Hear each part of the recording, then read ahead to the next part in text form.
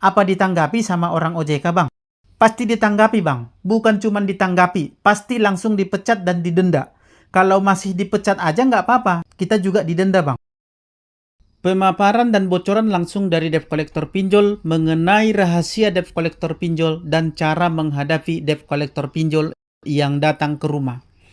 Selamat pagi teman-teman semuanya. Pada sesi kali ini kita akan membahas mengenai rahasia tentang debt collector pinjol dan cara menghadapinya, serta bagaimana cara untuk menjalani masa-masa galbait dengan tenang. Pemaparan ini disampaikan langsung oleh seorang debt collector lapangan pinjol kepada seorang nasabah yang sedang dia kunjungi. Dan kebetulan nasabah ini adalah salah seorang anggota grup Facebook dan WA Persatuan Pemberantas Pinjol Nusantara P3N.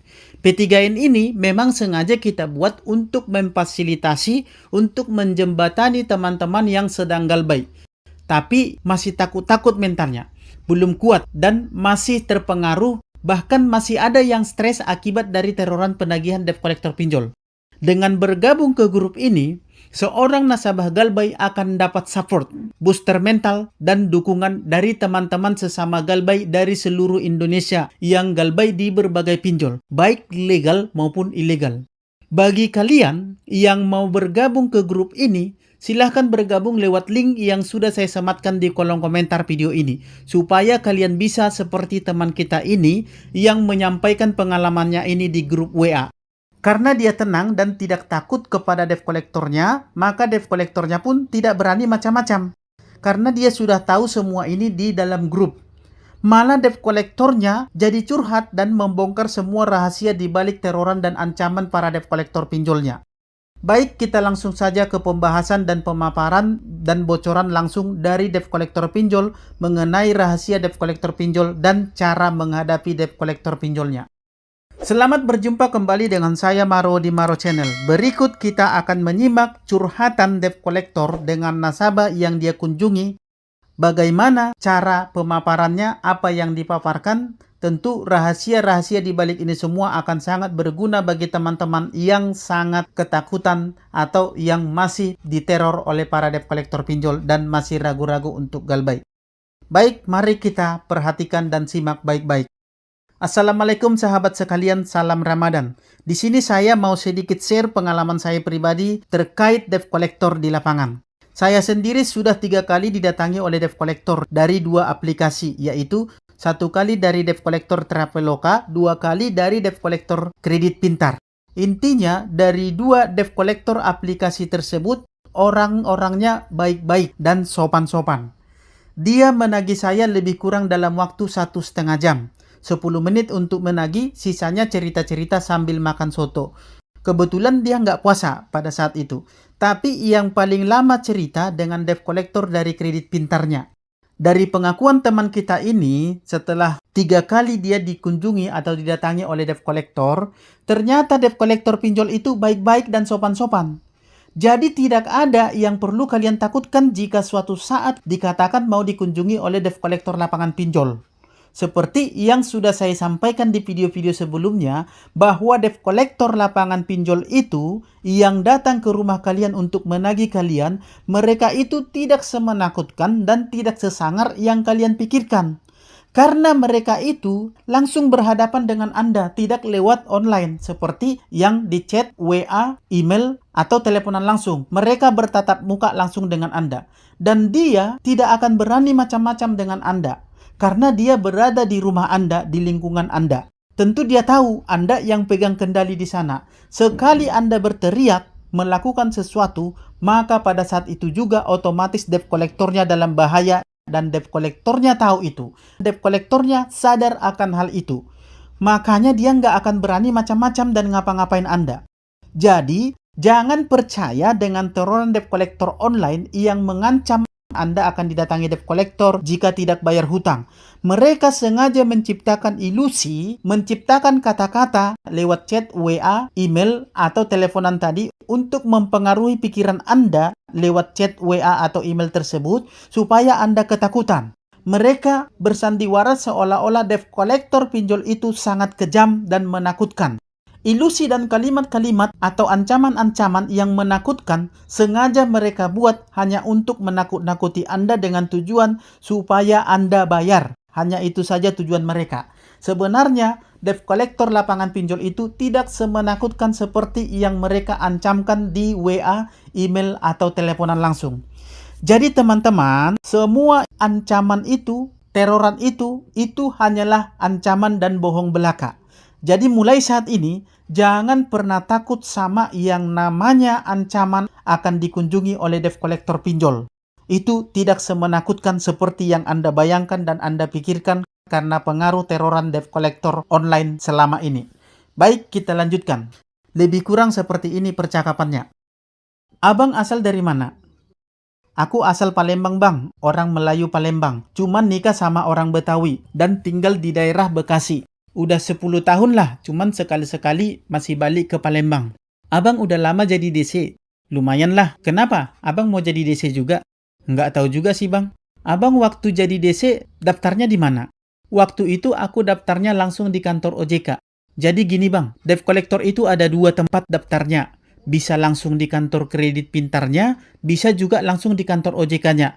Kalau kita langsung di kantor OJK-nya, gaji kita itu UMR. Tapi kalau nggak melalui kantor OJK, gaji kita itu nggak UMR. Hitungnya hitung persen. Lebih kurang gitulah bang.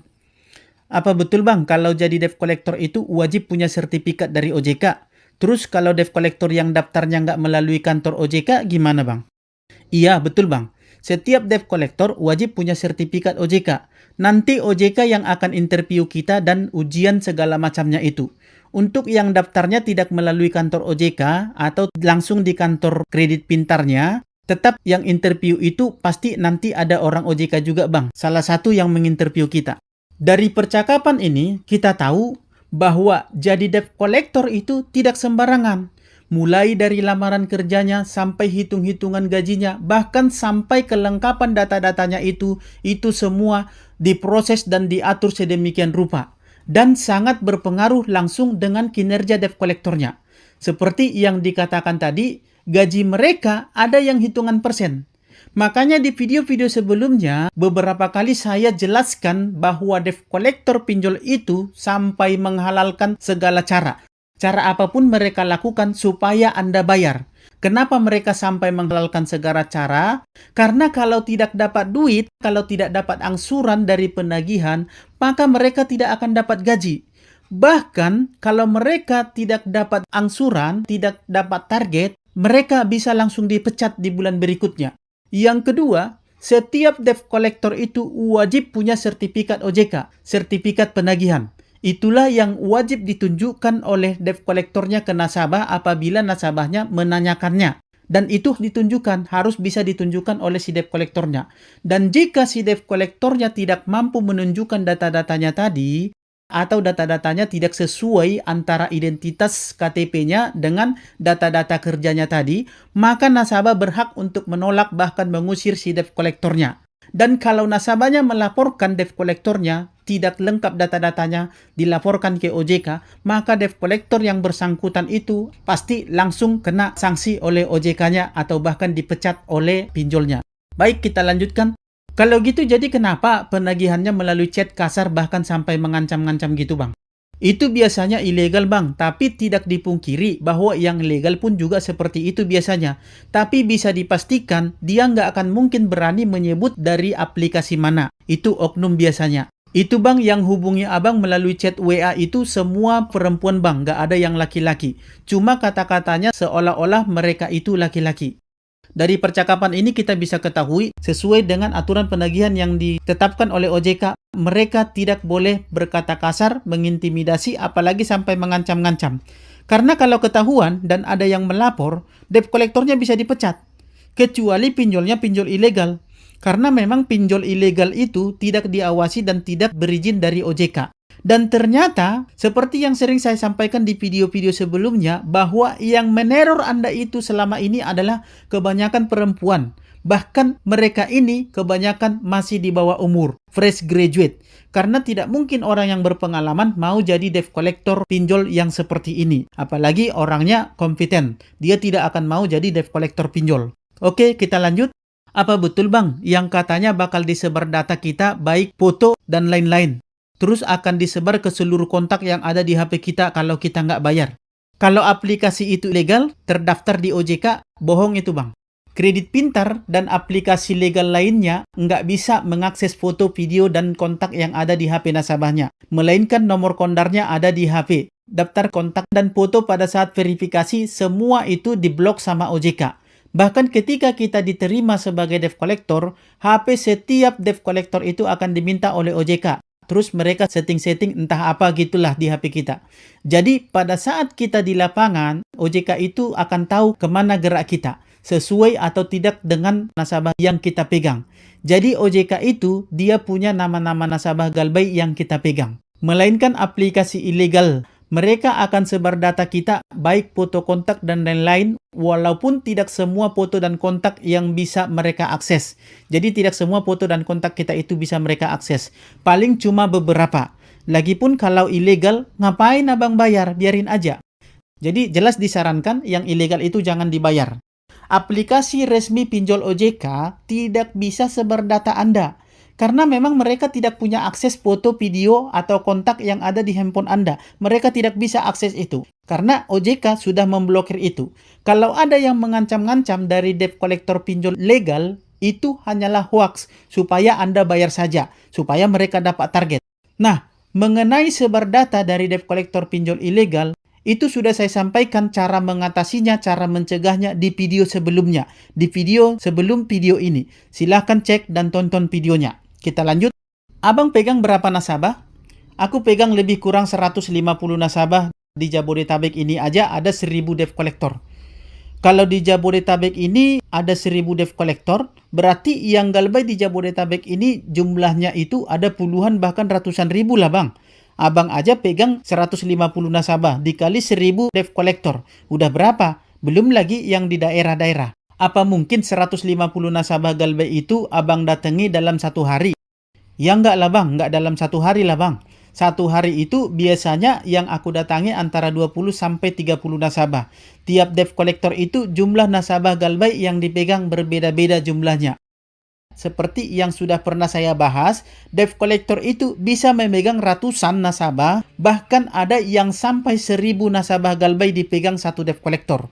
Jadi untuk kemungkinan Anda dikunjungi oleh debt collector itu sangat kecil kemungkinannya. Jadi tidak usah takut, tidak usah kepikiran mengenai debt collector pinjol yang akan mengunjungi Anda. Baik, kita lanjut. Bang, apa benar kalau kita punya bukti pengancaman sebar data dan lain-lain, baik melalui chat WA atau debt collector itu langsung menagih ke rumah atau kantor tempat kita bekerja secara kasar dan marah-marah, kita bisa lapor ke OJK apa enggak? Apa ditanggapi sama orang OJK bang? Pasti ditanggapi bang, bukan cuma ditanggapi, pasti langsung dipecat dan didenda. Kalau masih dipecat aja nggak apa-apa, kita juga didenda bang. Saat ini aja Kredit Pintar udah dapat teguran dari OJK bahwa ada 2.500 aduan dari masyarakat. Sebenarnya lebih dari 2.500 aduan, cuman diterima OJK 2.500 aduan. Selebihnya dianggap aduan fiktif, karena tidak ada bukti dan orangnya tidak jelas. Tapi itu buktinya ada DC yang marah-marah bahkan maki-maki saat nagih. Itu kebanyakan orang-orang timur bang. Mereka itu memang nggak takut dipecat. Kami jarang gabung sama mereka. Kalau di kantor mereka itu lagi duduk-duduk gini pun tiba-tiba bisa mereka berantem sesama mereka sendiri. Atau siapapun debt collectornya, kalau abang punya bukti dia menagih secara kasar bisa dilaporkan ke OJK. Pasti akan dipecat dan didenda. Sebab semua data debt collector itu ada sama OJK. Nah, dari sini kita bisa melihat bahwa semua laporan yang masuk ke OJK itu pasti ditanggapi. Dan debt collectornya juga bisa langsung dipecat, bahkan didenda lagi, bukan hanya dipecat. Hanya saja butuh waktu yang lama untuk memprosesnya bagi OJK, karena ada begitu banyak laporan yang masuk. Sedangkan dari Kredit Pintar saja tadi kita sudah dengarkan ada sekitar 2.500 laporan yang masuk. Itu baru dari satu pinjol saja. Jadi Anda jangan pernah malas untuk melaporkan debt collector yang bermasalah ke OJK supaya mereka didenda dan dipecat. Debt collector yang kasar dan kejam seperti mereka ini memang tidak pantas bekerja. Dan kalian tidak usah takut dengan kunjungan debt collector. Hanya saja berharaplah supaya debt collector yang datang ke rumah kalian itu bukan orang timur seperti yang dikatakan tadi. Karena mereka memang tidak takut dipecat dan mereka juga tidak takut untuk didenda. Lanjut, apa semua aplikasi pinjol legal itu punya debt collector, Bang? Pasti ada, Bang. Cuman ada beberapa aplikasi yang debt collectornya masih area Jabodetabek aja. Kalau yang di luar Jabodetabek biasanya mereka pakai pihak ketiga. Pihak ketiga itu adalah pihak eksternal. Terus kalau yang pihak ketiga itu apa wajib punya sertifikat OJK juga DC-nya, Bang? Wajib, Bang. Wajib ada. Pihak ketiga itu juga diawasi OJK. Tapi kalau aplikasi besar seperti aplikasi Shopee, Kredipo, Kredit Pintar, itu nggak pakai pihak ketiga. Karena dia udah ada di seluruh Indonesia. Terus kalau debt collector yang di luar Jabodetabek seperti di daerah itu, gimana cara ngelamar atau interviewnya, Bang? Lamarannya dikirim ke kantor pusat di Jakarta melalui email. Nanti interviewnya itu akan menggunakan Zoom, tapi harus melihat wajah calon debt collectornya itu. Begitu juga pihak ketiga itu, mereka juga tetap melalui OJK. Aku pun pernah galbay, Bang, 2 tahun. Gimana ceritanya, Bang? Abang galbay 2 tahun, tapi bisa jadi debt collector. Tiap bulan dipotong gajiku sama OJK. Mereka punya data-data siapa aja yang galbay di Indonesia ini. Apa risiko terberatnya kalau galbay, Bang? Abang akan masuk silik OJK. Abang akan susah nanti kalau mau kredit apapun selama 2 tahun ini. Terus setelah 2 tahun, apakah silik OJK kita akan dihapus? Kalau hutang abang udah lunas, hutang abang akan dihapus. Tapi kalau belum lunas, akan tetap ada nama kita di silik OJK sampai lunas. Mampuslah kalau gitu caranya, Bang. Gini aja, Bang. Untuk aplikasi KP itu bisa dihapus dendanya. Aku telepon ke kantor, nanti didenda abang akan dihapus oleh mereka. Jadi abang cukup bayar jumlah tagihan bulanannya aja seperti biasa. Bayarnya langsung di aplikasi. Cuman penghapusan denda itu hanya bisa melalui debt collector, nggak bisa melalui aplikasi.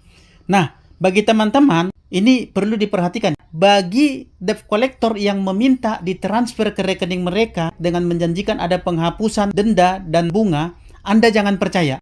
Karena itu bisa menjadi indikasi penipuan. Jadi penghapusan denda itu hanya bisa dilakukan memang melalui debt collector. Tapi untuk pembayarannya itu Anda akan tetap bayarnya langsung di aplikasi. Jadi jangan mau kalau dikatakan Anda transfer ke debt collectornya.